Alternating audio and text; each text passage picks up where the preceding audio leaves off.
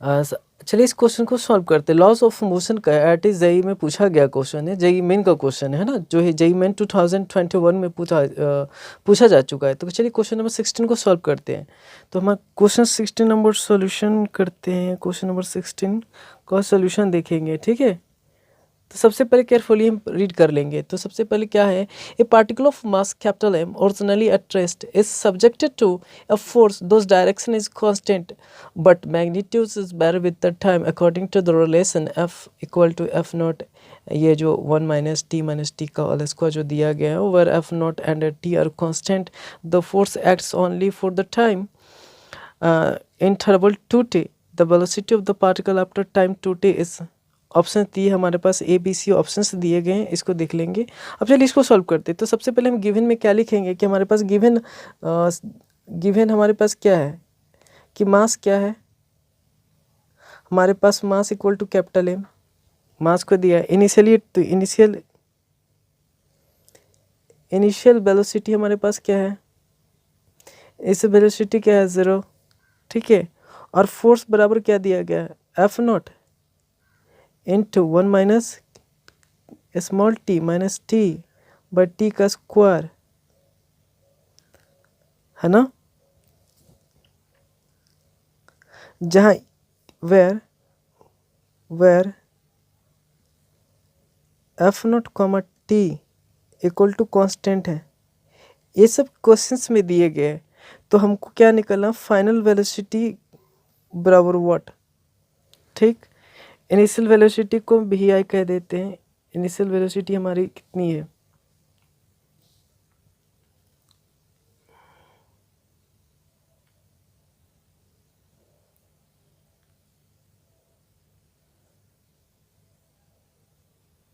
ठीक है। तो चलिए सॉल्व करते हैं। तो सबसे पहले हम क्या देखेंगे, क्या आप जानते हो ना कि फोर्स बराबर क्या होता है, from the Newton second law of motion. तो लिखेंगे from the Newton's second law of motion, ठीक है। न्यूटन्स लॉ ऑफ मोशन में क्या देखेंगे, क्या एफ बराबर हमारे पास क्या है, मास इंटू एक्सलेशन। हम जानते हैं ना मास इंटू एक्सलेशन। तो एक्सलेशन इक्वल टू क्या लिख सकते हैं, एफ बाई एम। लेकिन हमारे पास क्वेश्चंस में क्या दिया गया है, क्वेश्चन में हमारे क्या देखेंगे, मास की जगह पे हमें क्या लिखना है, इस मास की जगह पे हमें क्या लिखना है, कैपिटल एम, ठीक है। ये कैपिटल एम को लेना है, ठीक। और एफ इक्वल टू कितना है, एफ इक्वल टू हमारे क्वेश्चंस में दिया गया है। तो एफ को पुट कर देते एफ नॉट, बिग ब्रैकेट है उसके अंदर टी माइनस टी बटा कैपिटल टी का स्क्वायर, ब्रैकेट को क्लोज कर दो। ये एम तो है, ये जो एम था ये यहाँ कर देंगे, ठीक है। अब हम देखते हैं। तो हम ए को ए बराबर हम लिख सकते हैं, ए बराबर हम क्या जानते हैं, ए बराबर हम जानते हैं ना डी वी बटा डी टी। अरे ए बराबर जानते हैं डी वी बटा डी टी, तो इसी को यहाँ लिख देंगे। इस ए इक्वेशन 1 कह दो, और डी वी बटा डी टी हम जानते, इसको 2 कर दें। इस ये दोनों का सेम, इसमें भी सेम इसमें भी सेम। अरे from equation 1 and 2, from equation, इसको इक्वेशन 1 करो, इक्वेशन 2 फ्रॉम इक्वेशन 1 एंड 2। तो क्या होगा, दोनों का लेफ्ट साइड इक्वल तो राइट साइड इक्वल हो जाएगा। तो आप लिख सकते हो लेफ्ट साइड इक्वल तो राइट साइड इक्वल हो गया, है ना। अलग अलग तरह से इसको कह सकते हैं। कैपिटल एम आप देख लेना, 1 माइनस टी बाई टी का स्क्वायर। आप देख लेना हमारे पास क्या, हमें क्या निकालना है, फाइनल वेलोसिटी। वेलोसिटी में रिलेशन निकालना है, क्या निकालना चाहिए, वेलोसिटी में हमें इनिशियल वेलोसिटी मालूम है, initial velocity equal to 0 and final velocity equal to what. तो आप इंटीग्रेशन करोगे आप, तो दोनों को हम क्रॉस मल्टीप्लिकेशन करते हैं, इस टाइम को इस तरफ ले जाओ। तो डी वी बराबर f naught but capital M into 1 minus t by T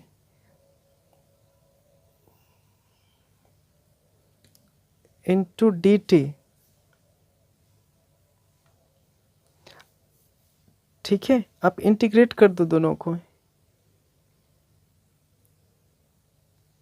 integrating integrating integrating both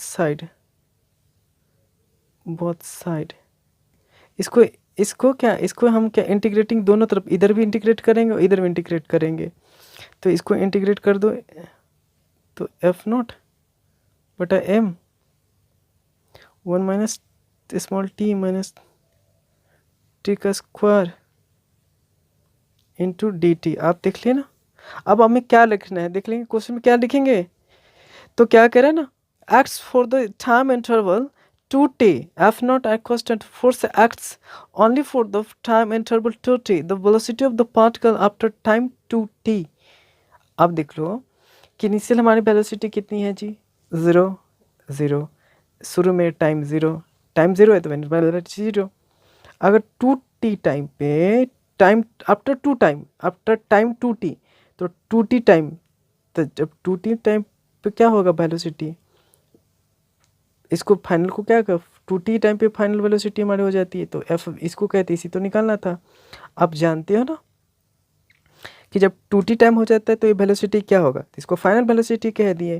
तो आपको पता है ना कि जब वेलोसिटी को इंटीग्रेट करते हैं तो इसको ऐसे हो जाएगा और इसको फाइनल वेलोसिटी कह दो। ओके, अब एफ नॉट बटा एम तो कांस्टेंट है, इसको बाहर निकाल देंगे, ठीक।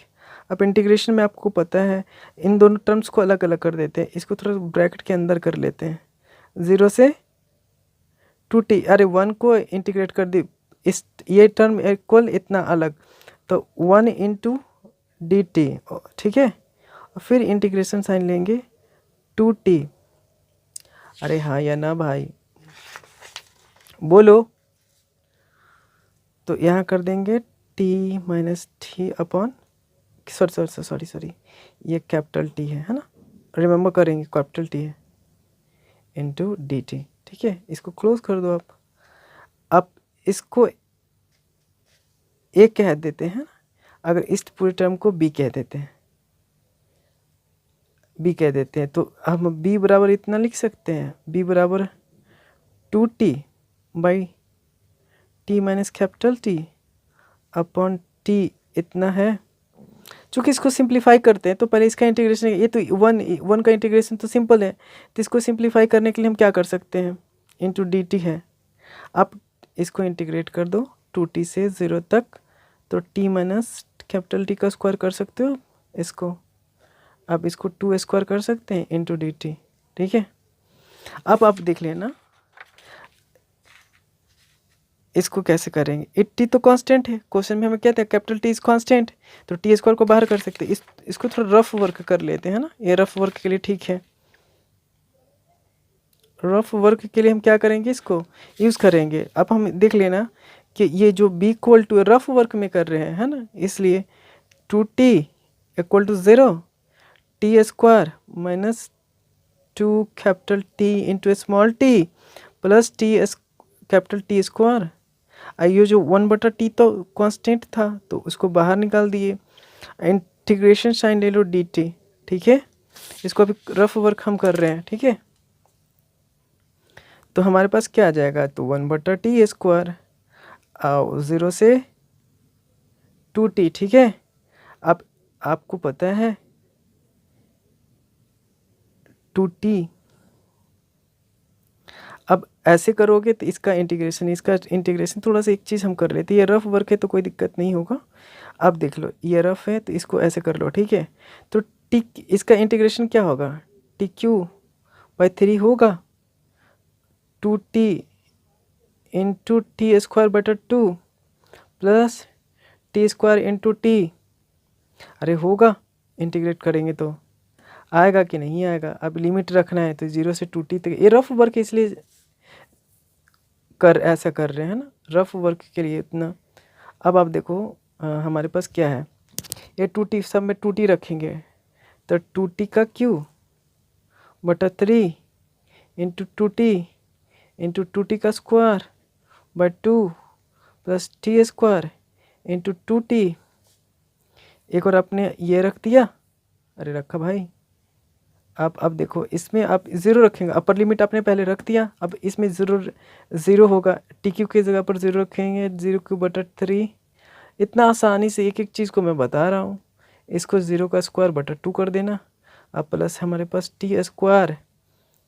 अरे हमारे पास क्या है, आप देख लो, ये तो टर्म ज़ीरो हो गया, ये पूरा ज़ीरो, तो 1/t²। अब आप देखिए 8t³/3, 2 से 2 ख़त्म, तो 2t³, ये माइनस है 2 + 2t³, ठीक है। अब आप देख लेना हमारे पास इसमें 2t³, तो क्या हम करेंगे, 2t³ करेंगे, तो हम लिख देंगे 2t³/t², है ना। लिख लेना, यहाँ से क्या लिखे, 2 के लिए आप, तो हमारे पास बच गया 4/3, 2t³ तो लिख गया था, इसमें क्या 2t³ कुछ हो रहा है, ये 2 से 2 तो ख़त्म हो गया था, तो ये 4 था ना, तो -2 + 1, इंटीग्रेशन देख लेना भाई, है ना। 2 रहे थे, स्क्वायर किए, तो t³ से ये ख़त्म, तो हमारे पास 2 बच गया, 4/3 -1।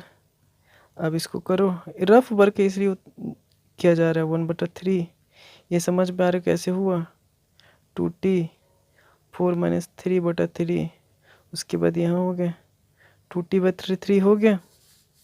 अरे हुआ, बोले हाँ ये ना। चलो अब b बराबर हमको कितना आया था, b बराबर हमारा ये b = कितना आया था, 2t/3 आया था।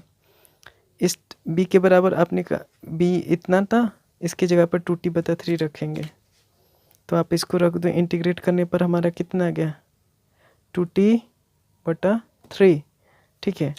अब आप देख लो, इसको थोड़ा सा मैं उसको ऊपर से लिख देता हूँ कि ताकि मुझे आगे मैं बनाऊँ इसको तो मुझे सॉल्व करने में थोड़ी आसानी हो जाए।